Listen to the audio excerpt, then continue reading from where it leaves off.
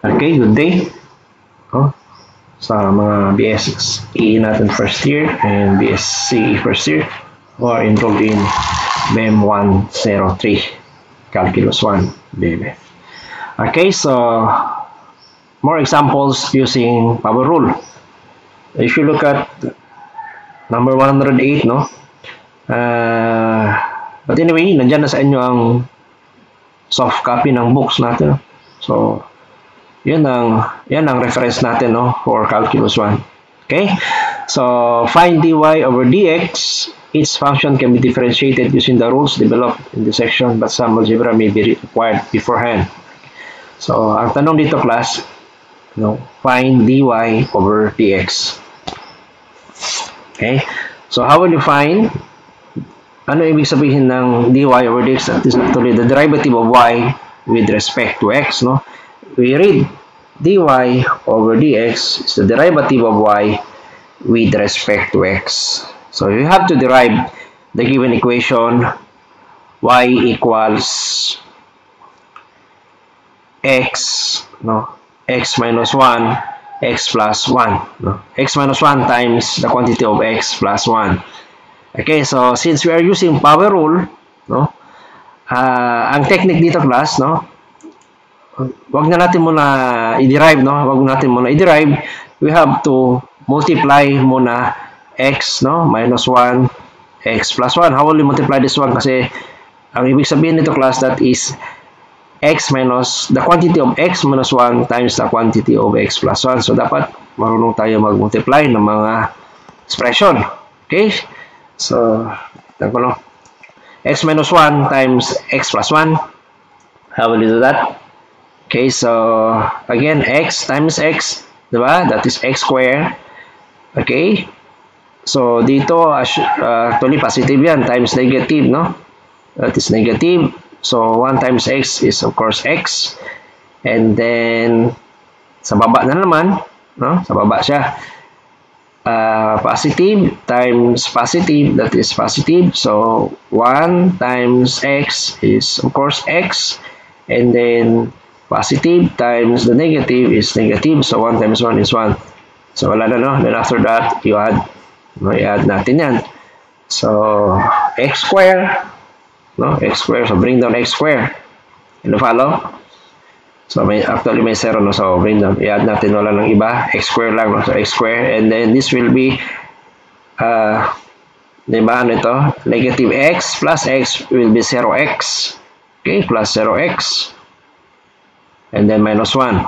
So, simply, class, no, simplify natin ito. Algebra ito, class, algebra yan. O, x squared, 0x is 0, minus 1. So, ibig sabihin, ang y equals the quantity of x minus 1 times the quantity of x plus 1 is just equals to x squared minus 1. So, that's the time. Now, that's the time. Kung ganito na siya, class, we will derive. No, we will derive y equals x squared minus 1. Alright? So, the derivative of y, so, pwede na tayo mag-derive ng using power rule pag nakaganito siya. Okay? So, the derivative of y with respect to x is, of course, dy over dx. Okay? Equals derivative of x squared. Diba? Ano ba ang step natin? Unahin natin muna ang exponent 2, then times, may 1 dyan, times 1, then x, 2, of course, minus 1. Rules ng differentiation. And then, minus the derivative of any constant that is equals to 0. So, your dy over dx is just 2 times 1 is 2, x 2 minus 1 is 1. So, yan. Okay? Yan, no? So, dapat, class, magaling tayo sa algebra, no? Ito to, this one. Ang ginamit natin dito is algebra, of course. Ito. Yan, algebra yan. Yan, algebra. Okay, so next example. Okay. Now, again, the same thing, no? We have to find dy over dx, derivative of y with respect to x. So, if you look at the given equation, so, para pwede natin gamitan class ng power rule, dapat i-separate natin, no? Kasi combine siya, no? So, i-separate natin into fraction. O, paano ba yan? So, di ba? Ang 5x square minus 8x plus 3 over 8, pwede natin gawin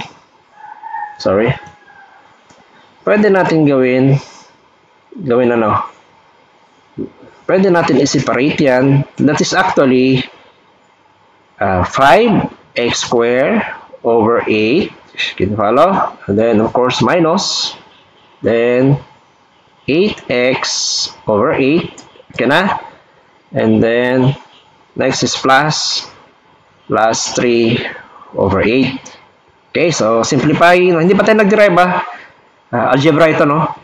So, of course, 5x square over 8 minus, we can cancel out this one, or x na lang, plus 3 over 8.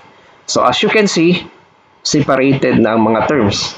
No, hindi katulad dito combine, we cannot use power rule. So, we have to separate. Gawin natin muna ganito. So, ibig sabihin class, ang given equation natin na y, dito pa ng color na y is equals to 5x squared minus 8x plus 3 or all over 8 is just the same as 5x squared over 8 minus x plus 3 over 8. So, that's the time we can use power rule. No? Pwede natin gamitan ng power rule. So, the derivative of y with respect to x is dy over dx. You follow? So, ano ba ang steps natin? So, unahin natin muna ang exponent, no? Which is 2 times, anong number na sa tabi? Anong constant? Constant ba yun? Ano ang number na sa tabi ng x? It's 5 over 8. Coefficient, no? Ano ang coefficient na sa tabi ng x squared? That is 5 over 8. And times, of course, follow the rule in deriving. 2 minus 1. Then, of course, anong next? Minus. So, minus. May 1 dito. Ilagay ang 1 exponent. Then, times. May 1 din dito, no? Times 1. Then, x. 1 minus 1. Rules yan ng differentiation. Plus, constant, no? Walang ng variable x dyan. The derivative of 3 over 8 or the derivative of constant or any constant is 0. Okay, so yan, no? dy over dx. So, I have to simplify this one. So, our dy over dx is equals to, so, yan, 2 times 5 over 8. How will you do that? I will use calculator, Okay, fraction 2 times 8. Ano ba yun? 2 times 5 over 8.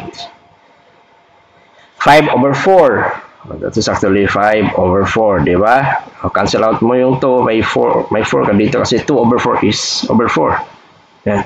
So, x, 2 minus 1 is 1. Okay, so x na lang. And then, ano ito class, no? Negative times positive. Negative times positive, that is negative, no? 1 times 1 is 1. Then, x to the power of 0 plus 0. So, any number, no?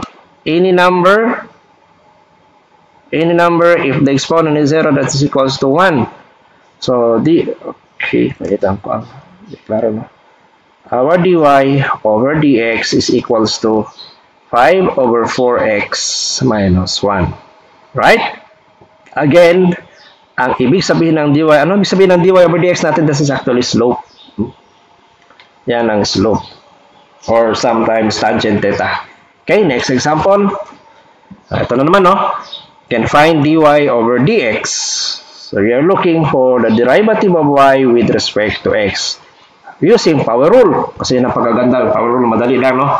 So, pag ganito, class, ang types ng given, parang combine yan, di natin pwede gamitan ng power rule. You have to separate that one. How will you separate? Di ba? Ang given niya, x over 5 minus 3x4 plus 2x plus 4 over x squared. Okay, so to separate this one, of course, separate mo 1 by 1, you know, x5 over x squared minus 3x4 over x squared plus, diba, 2x over x squared, and next is plus 4 over x squared. Okay, so simplifying, no? This is actually algebra, no? Equals, so x5 over x squared, that is actually same x, no? So 5 minus 2 is x cubed. But actually, ganito yan, no? How many 5 ba? How many x? Ano ibig sabihin ng x first? There are 5x.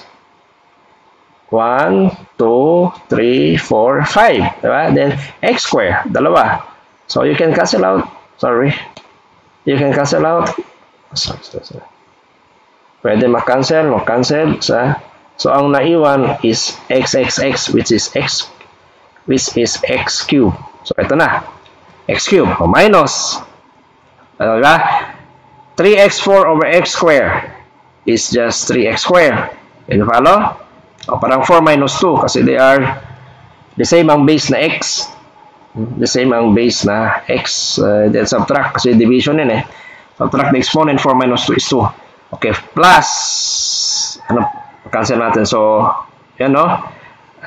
Yung sa baba, may dalawa ka pang x. Okay, makancel yung isa, may naiwan pa dito na isang x, then 2.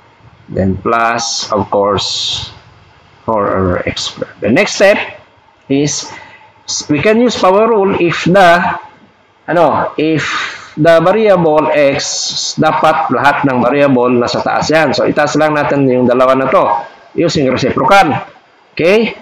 So, x cubed minus 3x squared plus 2. Ilagay natin sa taas yung x, magiging minus 1.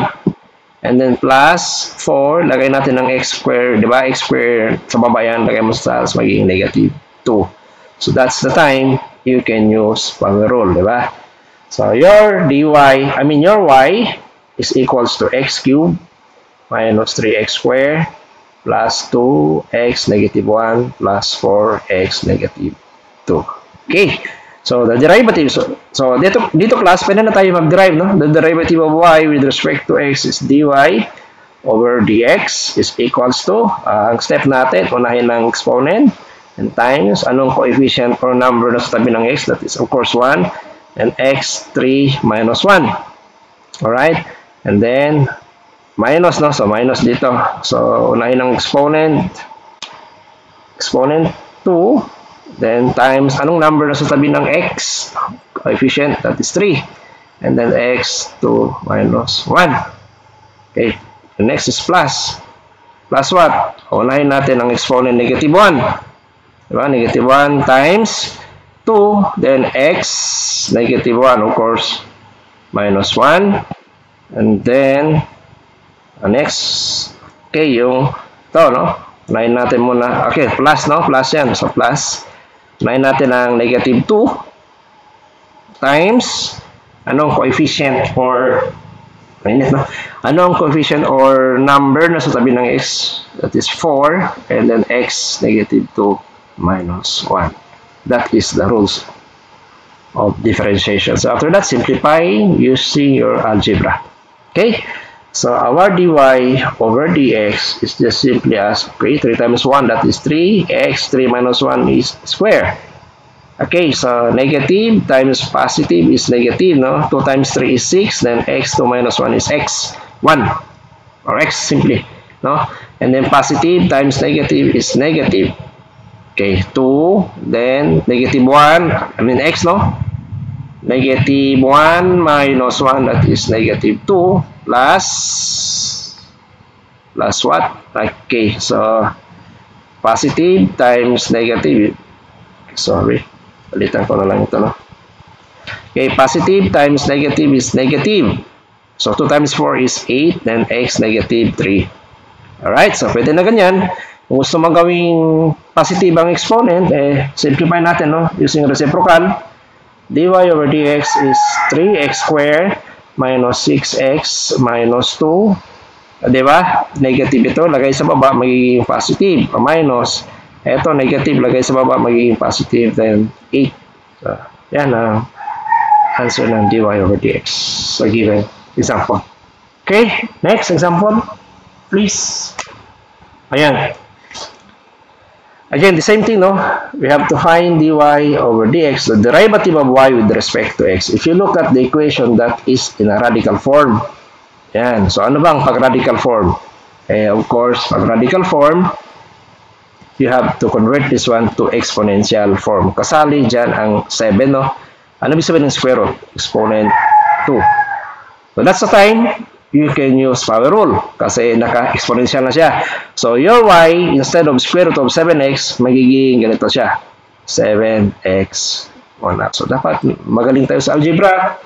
Kung hindi magaling sa algebra, no options tayo. You have to study your algebra again and again. So, how will you derive? This one. So, ganun pa rin, no? Power rule. Pag power rule class, unahin natin muna ang exponent. Ano ba yung exponent dito? Di ba? 1/2. So, the derivative of y with respect to x is dy over dx equals. Okay. So, simply, di ba, ang step natin, mauna dyan ang 1/2 times. Eto class, ang 1/2, no? I-derive natin kasi naka-quantity ito eh. I-derive natin muna ang exponent na 1/2. So, 1/2, then copy 7x 1/2. Di ba? Yun ang rules. Minus 1/2. Hindi pa tayo nag-derive ng 7x. Ng x na, hindi pa tayo nag-derive ng x.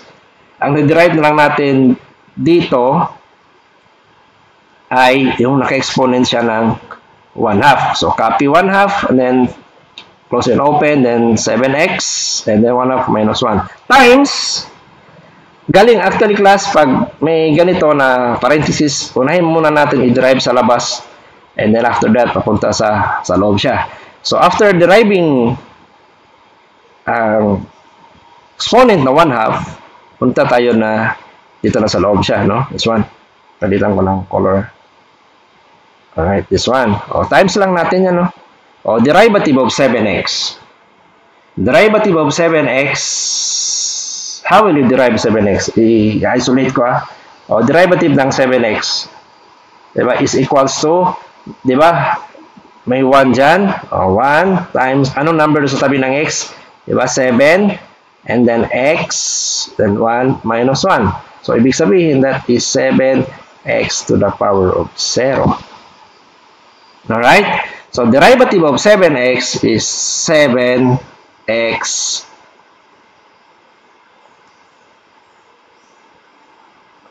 1 minus 1. Wait lang class. Okay, so then 1 minus 1 is 0. Derivative of 7x. Derivative of 7x is actually 7dx. No? So, implicit. Or 7x to the power of 0 kasi 1 minus 1. Alright? So, our dy over dx is equals to, simplify natin muna, no? Sa isa lang, 1/2, and then 7x, 1/2 minus 1 is negative, 1/2, times, how about this one? Actually, 7x to the power of 0 is 7 times 1, that is 7. Okay, so we will continue, no?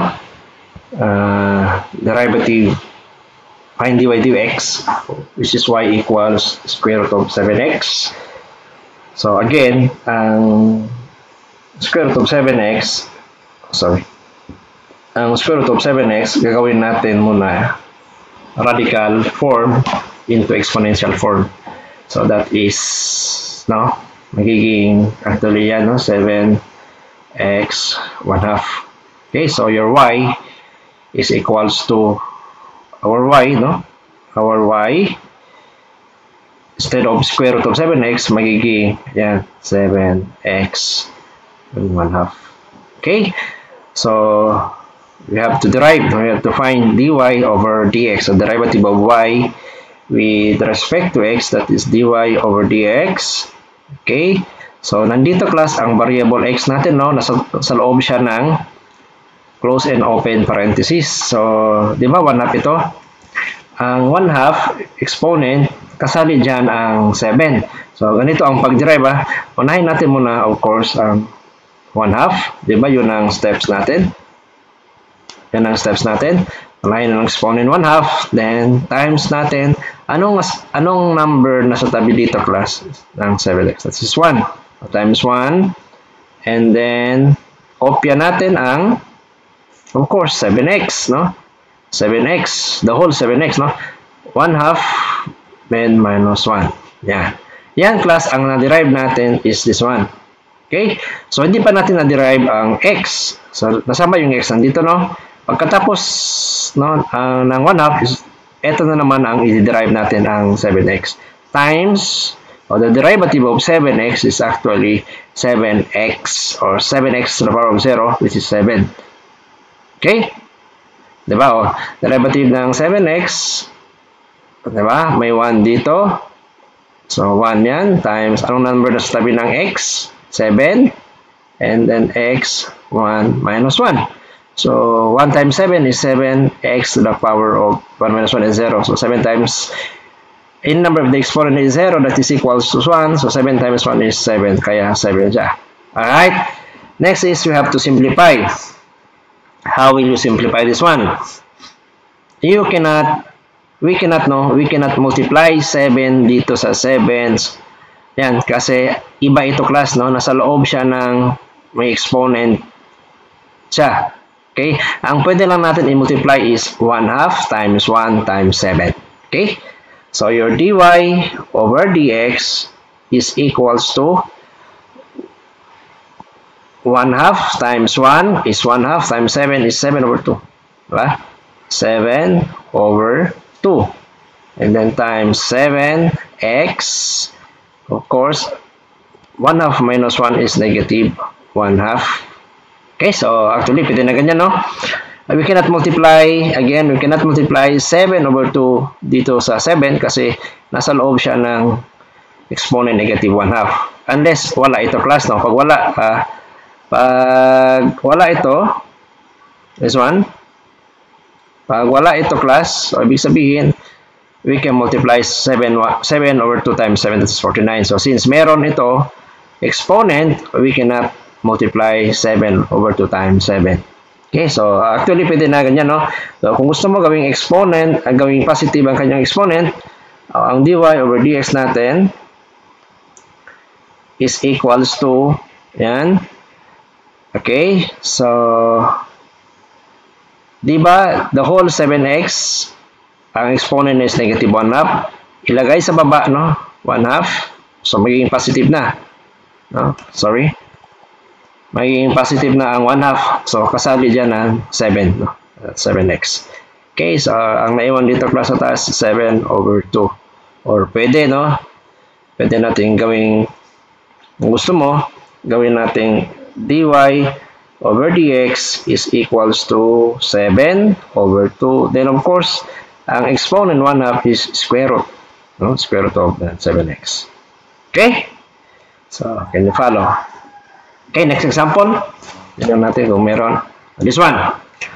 Y equals, yan, the quantity of square root of x plus, ano yan, cube root of x, then tapos may square. So, how will you find dy over dx? Ito, convert natin muna ito class into, kasi naka-radical, no, form, convert natin into exponential form. Ibig sabihin ng square root of x plus cube root, diba, of x is simply as, is just the same as x, diba, 1 half. Sorry. Unahin natin ang x, and then, diba, may bar, tapos, ito, that is actually square root, that is 2, and then may 1 dito, ilagay 1. Okay, so plus, no, then plus what?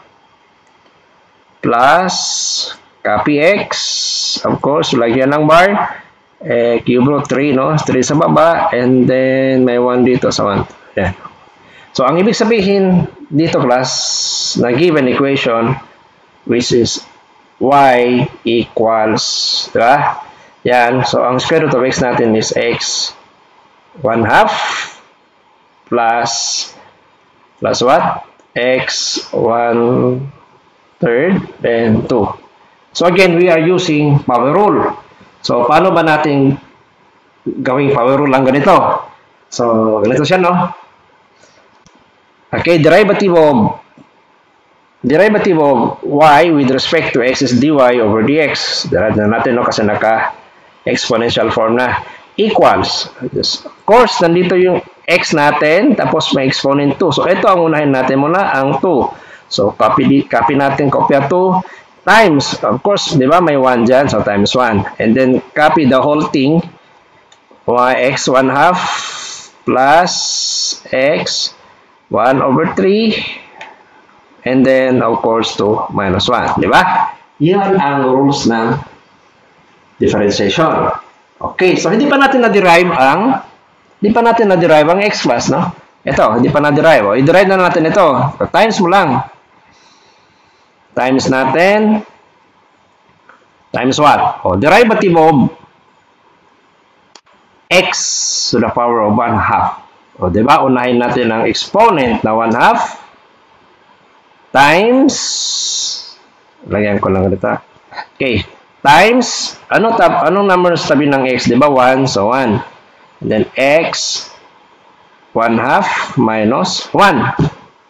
Can you follow? And then plus what? O, unahin natin muna ang exponent 1 over 3. That is 1 over 3 times, may 1 dito, di ba? So, times 1, and then x 1 over 3 minus 1. So, dyan, no? Yan, so, ano na, no? Na-derive na natin ang x. Dito, no? Na-derive na natin ang x. This one. Okay? So, mangyari, tapos ng differentiation, we have to simplify using your algebra. So, how will you simplify this one? dy, sorry. Palitin lang natin, no? dy over dx equals. So, how will you simplify this one? Okay, so 2 times 1, no? 2 times 1 is 2. Diba? 2, then ito, which is x 1 half. Sorry. X 1 half plus x 1/3. Then close. Then of course, 2 minus 1 is 1. Okay, so may 1 dito class, di ba? Understood na yung may 1. And then times man ito, no? Times what? Times. Okay, you have to simplify this one. You have to simplify, of course, no? 1 half times 1 is 1 half, no? 1 half, sorry. 1 half, and then x, then 1 half minus 1 is negative 1 half, no? Using calculator, that is negative 1 half, or plus, di ba? Kasi plus ito, di ba? Plus, and then plus, okay, 1/3, no? 1/3 times 1 is 1/3. Diba? And then x, ano ba dito? Okay, so hindi ko kabisado ang 1/3 minus 1. Gamitan natin ang calculator. 1/3 minus 1 equals negative 2/3. That is negative 2/3, and then you close. Negative 2/3, no? Then you close. So, pwede pa natin ma-simplify ito, class. Haba naman, no, ng sagot. 1 half, 1 half. Yan. Okay, ayusin ko, So, dy over dx, di ba? Equals 2 times ang x to the power of, di ba? Ang x to the power of 1 half, pareho lang yan, no? Ang ginawa ko lang radical, square root of x. I mean, square root of x, no? Square root of x. Okay, the next is plus. Oh, plus what? X 1/3, that is cube root of x, then times. Okay, how about this one? Diba? Gawin natin positive ang exponent ng x, so magiging x 1 half. Positive na siya. Ang naiwan dito class ay 1 over 2. O, plus. Okay. So, ito, negative, no? Negative ang exponent niya. Gawin kong positive. That is 2/3. Yan. Sorry.